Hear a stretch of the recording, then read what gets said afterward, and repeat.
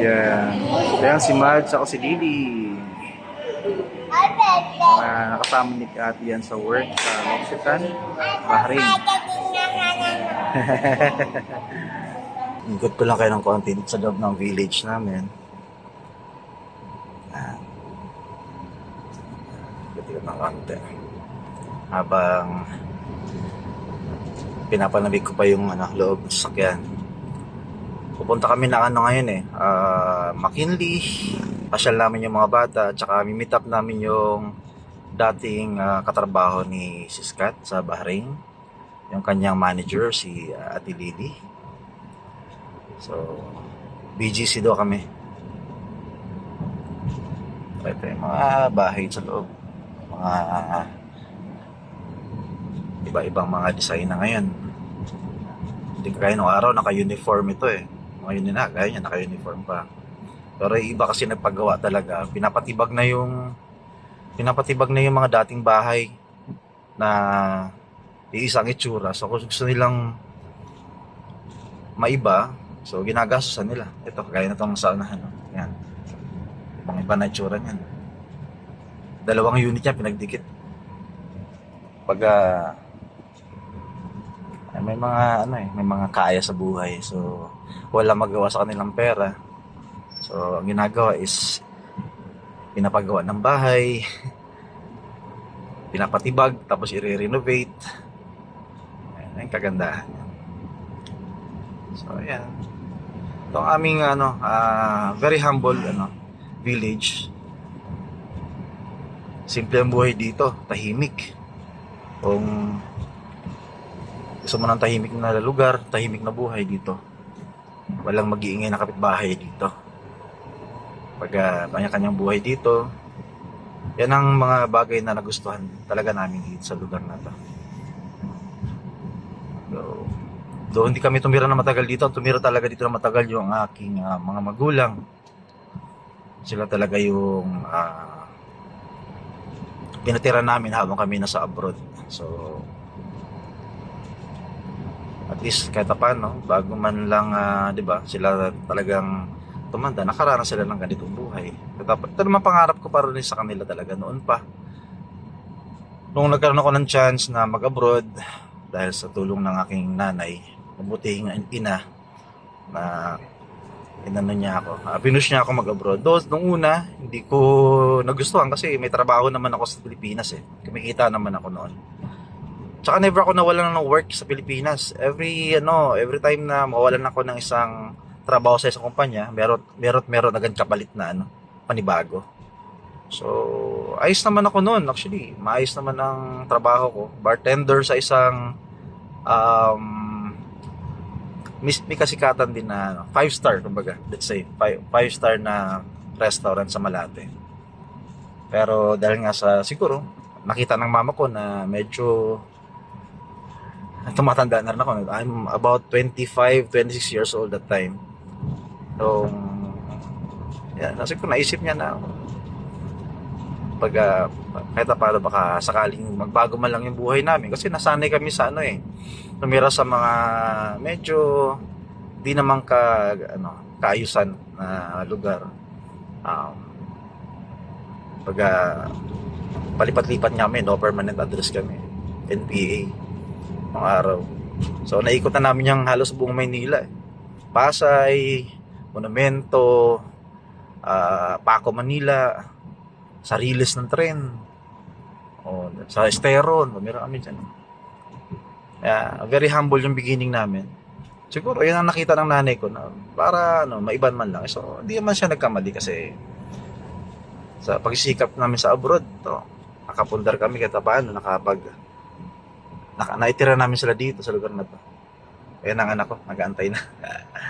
Ang pogi kong lalaking anak. Ayan.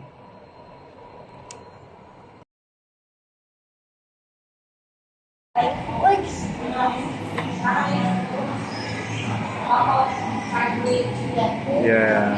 Ayan si Mads, ako si Didi. Nakasama ni Ate yan sa work sa Mexican, Bahrain.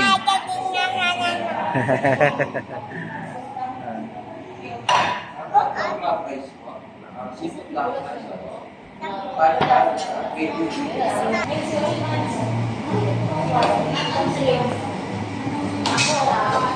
international yun to, restaurant.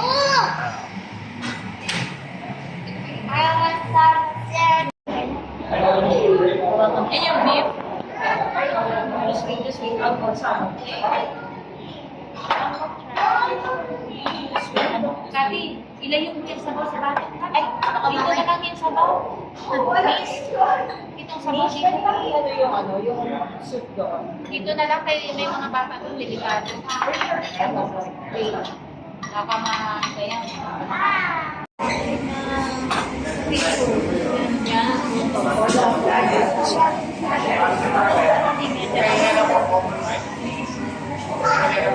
Signal ate, sino kapasakit mo ng hagdan? Para mapunta kay ate makakagaman. Malapad ako.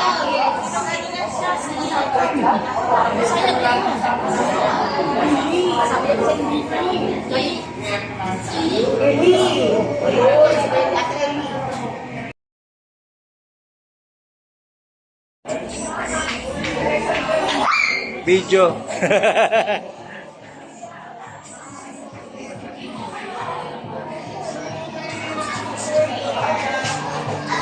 Yes.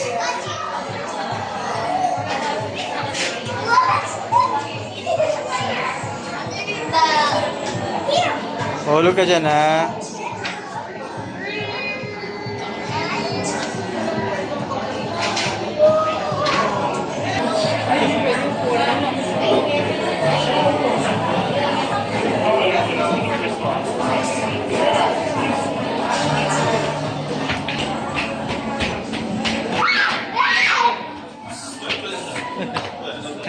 Tingin ni Zach.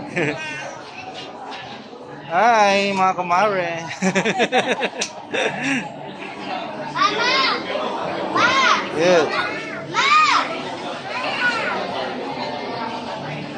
Ay, Aki.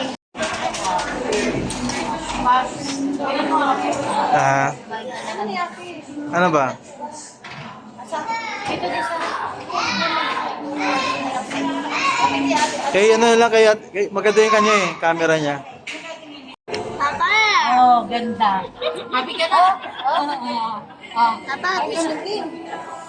Ano ba dahil gusto mo nga?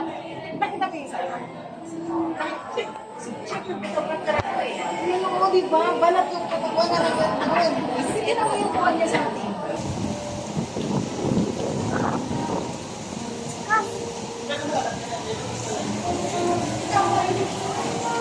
Ano man sa...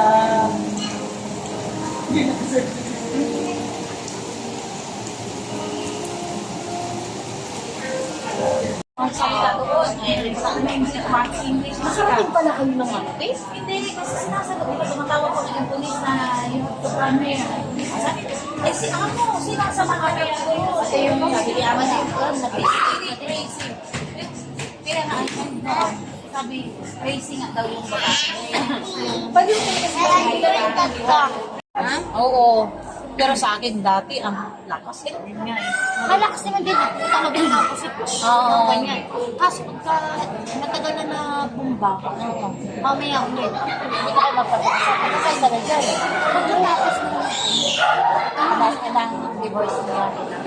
Siguraduhin mo na rin para may security. kailangan yan. Si mama nga isang At least maganda.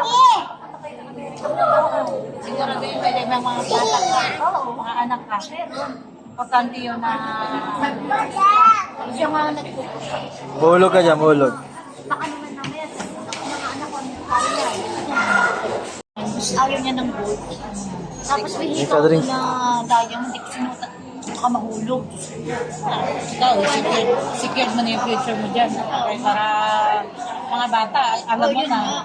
Kaya hindi mo na kailangan bumalik na naman magtrabaho. At anak ko, may mga anak ko, may mga kaya ko kasi yung mga anak ko pag nila kami future sila, di ba? Yun din ang ano, kahit ako ng hindi, for example, basta yung mga kailangan. Kasi naman tambay lang. Malaki na eh. Oo, pagka may dito. Tapos inoperan siya ng kung ano-ano. paparalin, papadirahin ko ano, paparali pa rin ko sa lugar.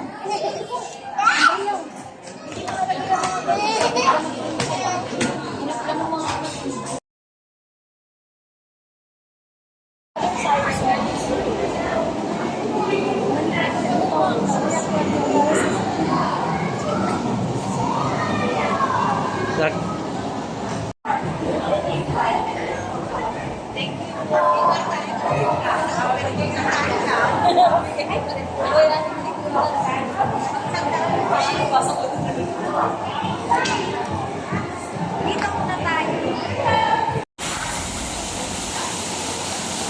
Basa. Ah.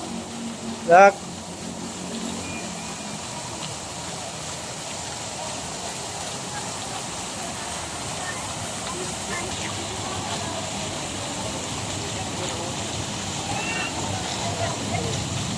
Wow.